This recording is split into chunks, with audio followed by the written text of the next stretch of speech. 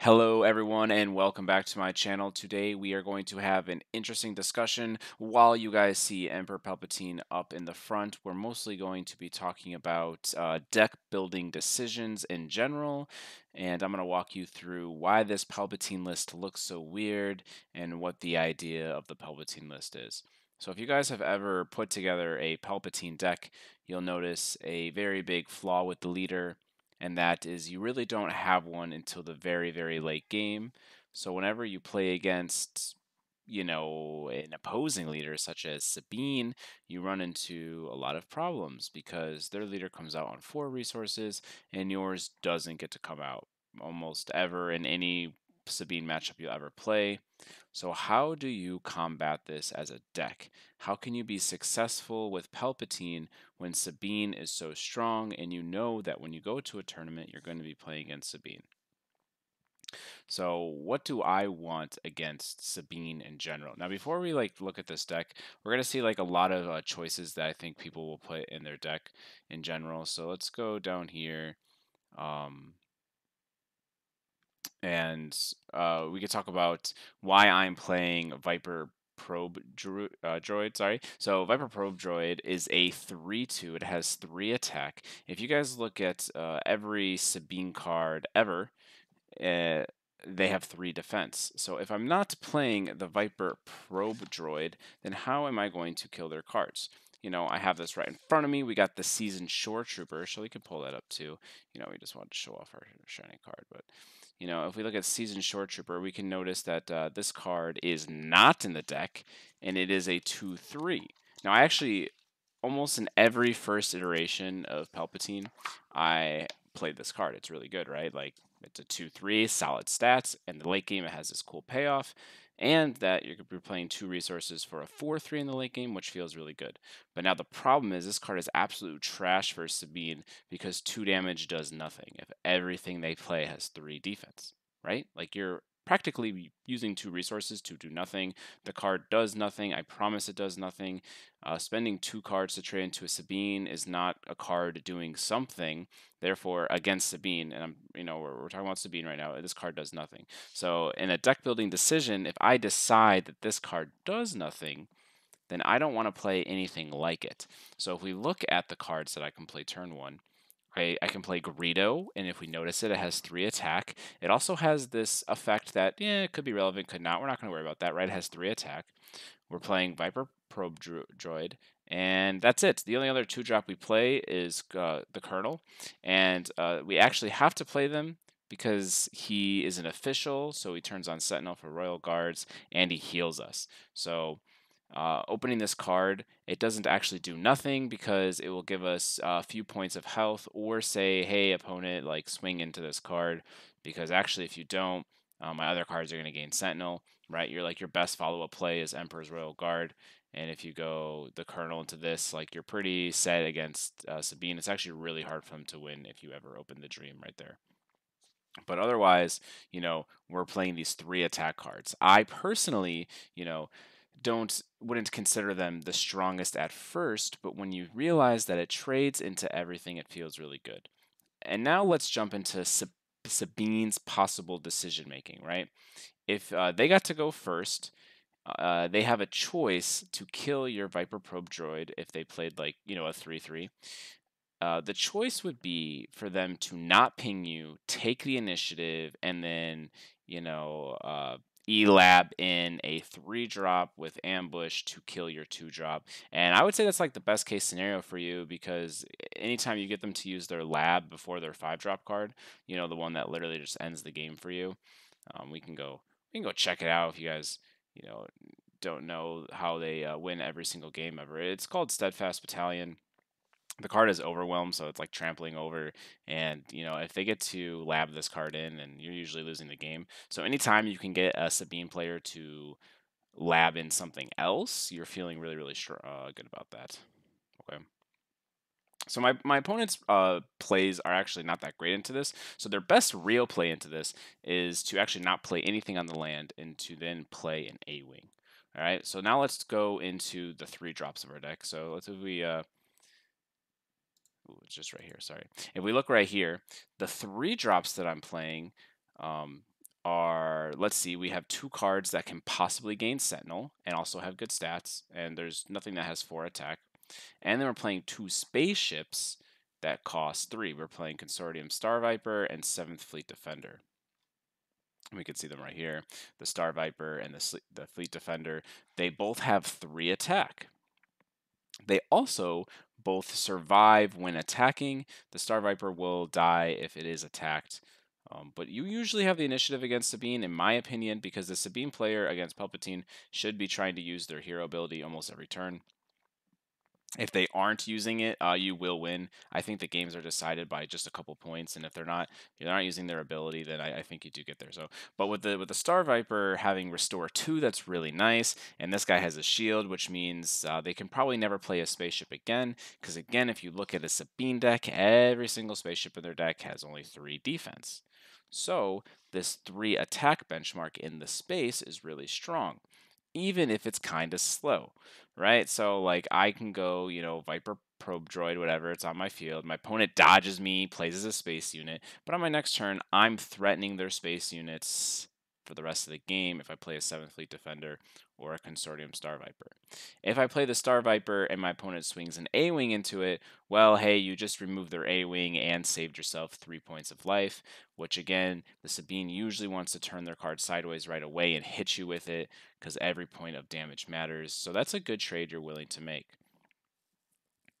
So do keep that in mind that these spaceships are actually very necessary in the matchup if they draw a space unit. If they don't draw a space unit, obviously it doesn't matter. But Star Viper is also really nice because it's a green card, so it can heal us with the Colonel and can buff up other cards. So anyway, getting off track, let's begin more of this conversation. So now we're just talking about the Sabine matchup and how my deck is made. Right, so we've kind of talked about what we're doing on 2 resources, 3 resources. What do we do on 4 resources? Well, the thing we want to be doing on 4 resources every game is play Escort Skiff. Another card that is not normally considered, but this card has Ambush. So, if we played our Star Viper and it's stuck, and then we followed up with the Skiff is always going to kill their 3-drop. 100% of the time, it kills their 3-drop because they're playing 3/4s or 3/3s or 4/3s. So the Skiff will always kill their 3-drop. Again, it does sad that it trades down like that, but sometimes it sticks alive. Like if it attacks a 3/4, it's going to stick around. It's going to be a 4/1, and it's going to be super annoying for our opponent. So this is our idea. If we can't hit the 4-drop, which we're only playing 3 copies of it, there's actually not really another 4-drop that's worth running. So you would just probably hopefully play another 3-drop, or you can try to play a 2-drop and a spell. And sometimes because they don't play a space unit and you got to trade with your Viper Probe Droid right away on their 2 resource to their ground unit, you can actually ramp on turn 3 and on 3 resources. And the only time you really want to be ramping with like a resupply is if you always have this ambush card. Again, this deck is playing a lot of commons, a lot of cards you don't see in a Palpatine list. But why are we playing Syndicate Lackeys? Well, this card has 5 attack, so it kills their leader. 5 attack, if you look at the Sabine deck, also kills almost every single card they play besides the 6-drop. So Syndicate Lackeys kills most of their cards and usually lives to tell the tale. And we have to play this card, guys, and we need to play cards with ambush because we don't have a leader. If you saw the name of the deck, it's no leader. Right? And we're trying to make Palpatine work in a land of no leaderness, and that's really, really difficult.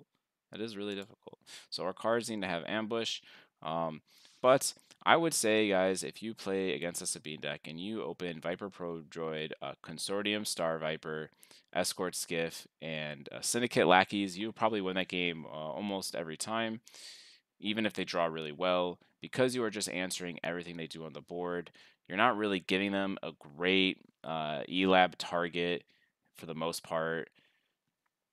Again, I don't think ELABing your turn 2 play feels that good for them. A lot of the time, they actually feel like they have to like ELAB like a space unit into this that can kill it. Otherwise, you're just restoring 2 every turn and dominating the skies. And restoring 2 every turn against Sabine is very, very strong. So you're putting them in this awkward situation. And if we notice our deck, it doesn't really have a late game. which is weird because we're playing Palpatine. And then we get into this conundrum of, wait a minute, why am I trying to play Palpatine if I'm so concerned about dying early? I just took away all my late game cards. The answer would be for the sideboard. If you come down to the sideboard, we do get to main one Change of Heart just because you get to play some big things. We're playing 3 Vaders, 1 Change of Heart. Like, you're going to be resourcing cards in a game, right? So it's okay to have a couple big things. But when you go into the sideboard, you get to add Boba. Boba's a really good mid-range card. It actually is just okay versus Sabine. It's really hard for it to do 6 damage versus any of their units. And it just really doesn't do much more than a 3/4, so I actually prefer the 3/4s with Sentinel. But how we win the control matchup every time is we have Palpatine with Change of Heart. So anytime in the game, we can take their best unit and sacrifice it with Palpatine's effect. It's really, really hard to lose to an Avenger when you can take their Avenger, use their Avenger's effect, and then tribute off Avenger. Like, I don't know how the blue player is winning the game if you have Change of Heart in your deck, right? And then just in case they're trying to win, we could play a couple Devastators and just devastate their life. So, Reinforcement Walker is a card that you very, very much want to main in a Boba deck if you think Sabine is not a thing. But this deck uh, was tested a lot, and I mean a lot, with the idea of trying to beat Sabine in game 1. So, yeah. So we ended up talking a lot about the deck, but we're going to go back into the discussion of this deck building strategy. So when I built this deck, I had a clear focus. I knew that on turn 2, I wanted to have something with 3 attack because the cards I'm worried about have 3 defense, right? I knew that they have really good space units, but that if I play some of these space units, I'm going to be okay. I knew that I'm not playing a leader on turn 5 resources because I'm not playing Boba, so I need my 5 resource plays to kill stuff. I need to be playing these ambush cards. I need to be playing Overwhelming Barrage. I need my spells to be removal in a sense. I need to tap their dudes so they can't attack. I need to bounce their dudes, right? We're not playing anything other than good stats and removal in this deck, which is a very weird way to build a deck, I think, in general. Let's if we look back at the list in general, you guys can see it. It's so pretty. Right, so that was my idea when I came in and I built this deck. I had a purpose, and I stuck through it the whole way. When I play Darth Vader, what am I going to be looking for? A thing with Sentinel. So I have to add Cell Block Guard, right? Is there anything else I want with Darth Vader? I don't know. Maybe I can. Yeah, that's pretty much it, right? Like I want a Sentinel. Like if I'm playing this Darth Vader in my deck, I think I want to search a Sentinel. So otherwise, we could just like cut Vader completely and maybe add more Change of Hearts. But we want to play Vader for like the mid-range matchups. So how much am I sacrificing, guys, if I commit my whole deck to Sabine? That's the second question. So when you build your deck to beat a certain deck, you have to ask yourself how much you're sacrificing. Well, quite a bit. I lost a lot of my late game, but I'm still playing this insane leader. If you think about Emperor Palpatine into a blue deck, a lot of blue decks don't play many creatures or dudes to begin with. They play mostly spells to remove your things. If you look at my deck, I'm playing all nicely on curve, good statted things that can trade well and value trade against a blue player. So, that's a plus for me. So let's say they 1-for-1 me all game. In the late game, I'm totally not out of it. I mean, I do have this one copy of Change of Heart, but I have insane value plays with Darth Vader of just summoning 2 units. I also can steal a unit at any time with Palpatine, which is probably better than any blue leader can do in the game, right? I'm like, good for you healing your life, because as soon as you play the best card in your deck, I'm going to steal it. So I do have this late game plan. And if you look at my sideboard, I'm like totally ready for game 2. We're going to cook them in game 2 every time because we're playing Palpatine. So all we want to do is pray that we can beat an aggro deck, right? So we put all these aggro tools in our main deck, as opposed to playing this uber super greedy deck and hoping that our sideboard can beat Sabine and get there. Right? If this Sabine is my worst matchup, I want to say, hey, I'm going to make my deck to beat Sabine, and in games 1, 2, and 3, if we get there, right? Like, I'm going to be fighting them at my strongest. I will say that you do have the option of taking out the Darth Vaders and Change of Heart for the 3 Boba against a Sabine matchup just to have a couple more 3 drops.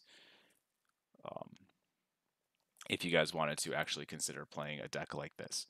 But this idea was also made. I made a curving out video, and I suggest you guys watch that. I'm gonna make a follow up to it.